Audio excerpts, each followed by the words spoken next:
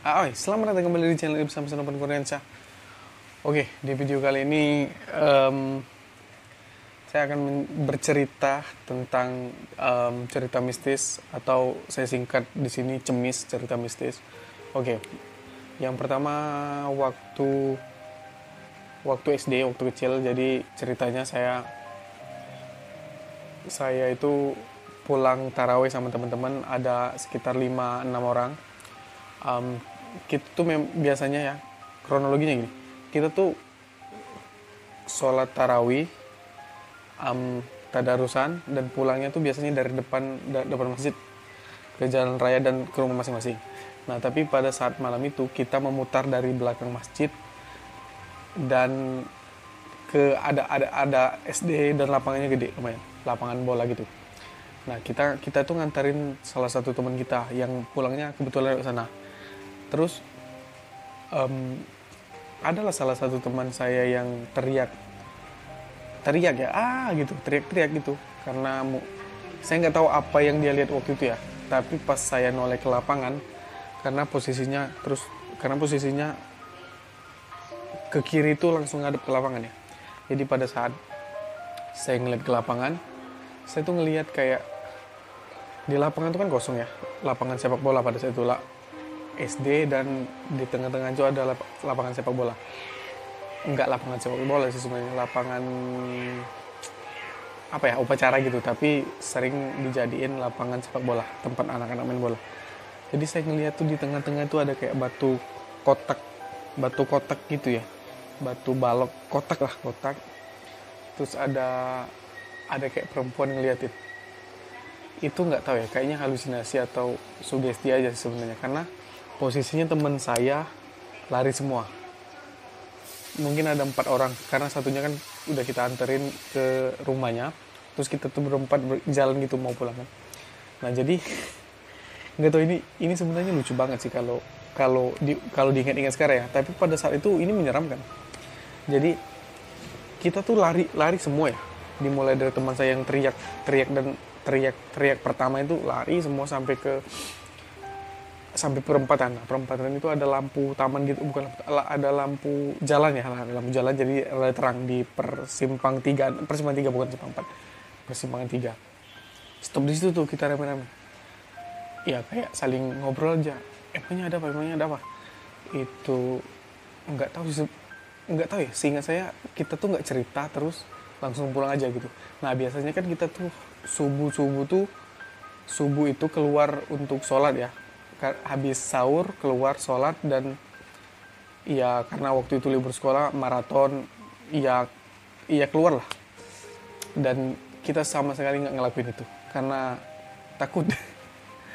Itu pengalaman pertama saya melihat yang kayaknya bukan hal-hal gaib, tapi terlihatnya seperti itu.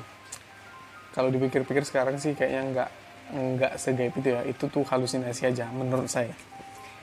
Terus yang kedua pada saat saya SMA mau tamat gitu. Jadi saya dan teman saya itu mau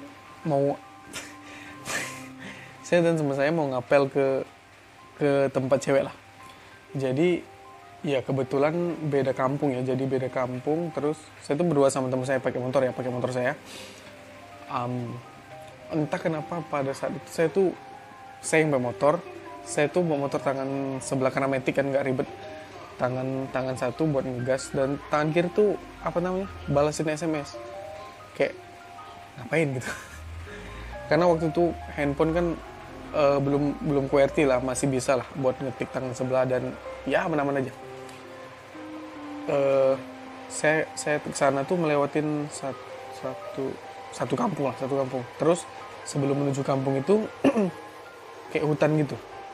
Enggak hutan sih, lebih ke perkebunan, ya kosong lah jalannya. Dan jalannya juga rusak ya, rusak lah.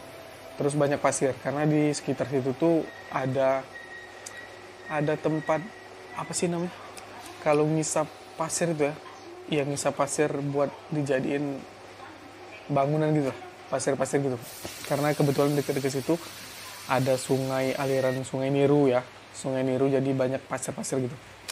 Oke, singkat cerita, saya tuh hampir mau kecelakaan ya pertama, karena tangan satu SMS-an, tangan satunya yang mengendarai motor, posisi gelap, dan udah dibilangin sama teman saya, ya udah nggak usah main HP dulu, ya fokus aja jalan dulu. Tapi ya saya iyain aja, tapi tetap ngelakuin gitu. Pertama mau jatuh, tapi masih aman lah. Nah terus kedua, beneran jatuh gitu. Beneran jatuh, totally jatuh, dan kita tuh kayak di jalan yang sepi, sebelahnya tuh kayak kebun karet gitu ya, kebun karet, dan ya jatuh. Saya ketindih motor, teman saya nggak ketindih motor sih, teman saya langsung berdiri, saya tuh ketindih motor, dan posisi motor tuh mati dan bensinnya jatuh semua, iya, minyaknya jatuh semua. Ini saya masih ingat banget sama teman saya yang saya tanya tuh juga ngerasa yang sama.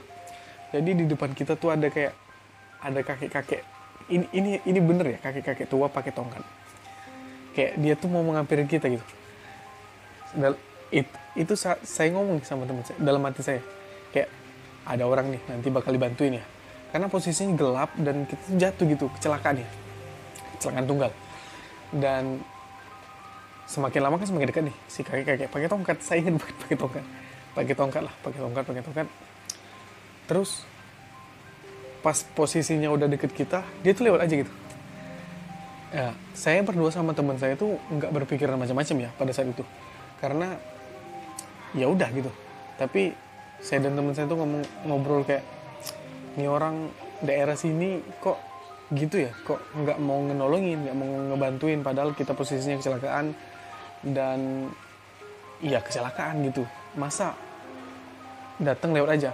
Nah kita tuh nggak mikir ya pada saat itu, ini kakek ini kenapa jalan sendirian malam-malam pakai tongkat. Terus posisinya pada saat dia ngelewatin kita kan nggak ngeliat lagi ke belakang, karena ya udahlah, lewat aja gitu. Tapi setelah dipikir-pikir, kita tengok lagi ke belakang, kok nggak ada gitu, kok hilang si kakek ini kan. Ya udahlah, kita tetap positive thinking dan berpikir, kenapa sih orang ini nggak mau ngebantu. That's it, berpikirnya sampai situ. Keesokan harinya kita ini cerita lah ke teman-teman SMA kita, dan nggak tahu ya, ada salah satu teman saya yang katanya bisa ngelihat gitu-gituan sih. Ya dia tuh nanyain kita secara detail dan merinci ya kita jelasin lah kejadiannya gimana.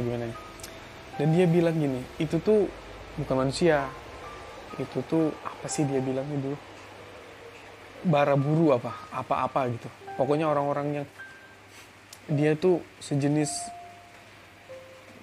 orang tua, kakinya kebalik gitu. Memang biasa jalan pakai tongkat. Kayak, oh iya. Maksudnya saya dulu nggak berpikir sampai ke sana, dan teman saya yang ikut sama saya dan ngelihat hal yang sama tuh juga nggak berpikir sama. Jadi saya kategorikan itu hal yang saya alami tapi nggak saya sadari. Tapi menurut teman saya yang tahu banyak hal-hal yang kayak gitu, katanya itulah apa tadi, kayak hantu lah atau apa gitu. Dan mungkin itu saja di Cemis, cerita mistis episode pertama, pengalaman pribadi saya soal gini-ginian, soal perhantuan, soal perdunia gaiban, soal apapun yang kasat mata, ataupun yang bukan apapun yang kasat mata dan tak terlihat tapi seru untuk ceritain. Dan mungkin saya juga bakal ngajak teman-teman yang mempunyai pengalaman yang serupa, pengalaman mistis, cerita-cerita yang agak aneh gitu, cerita misteri. Tapi kalaupun nggak ada, nanti saya bakal membacakan cerita-cerita yang sudah pernah ada di internet. Saya ulas dan saya bacain menjadi untuk di segmen Cemis ini. Oke, mungkin itu aja di Cemis cerita mistis hari ini. Terima kasih yang udah nonton, dan kita ketemu di video-video selanjutnya. See you next time.